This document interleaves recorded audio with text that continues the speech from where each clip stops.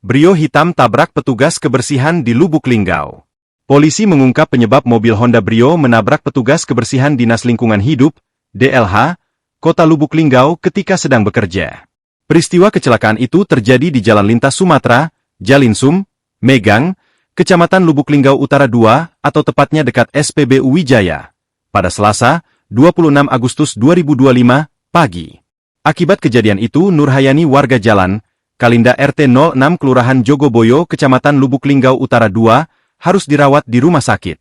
Ibu rumah tangga berusia 52 tahun ini mengalami luka lecet di pipi kiri, luka bengkak di pelipis mata kiri, luka lecet di lengan kanan dan kiri.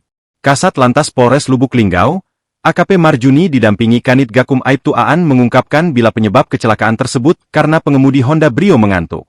Penyebabnya pengemudi mobil Honda Brio ngantuk, kata Marjuni pada wartawan.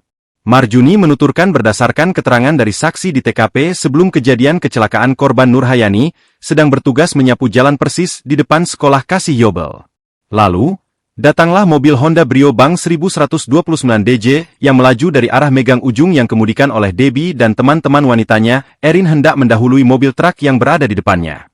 Mobil Honda Brio mengambil jalur sebelah kiri, saat hendak mendahului kemudian langsung menyerempet Nurhayani. Selanjutnya, mobil oleng lalu masuk ke parit kecil yang berada di kiri jalan. Melihat kecelakaan itu korban dibawa masyarakat ke rumah sakit.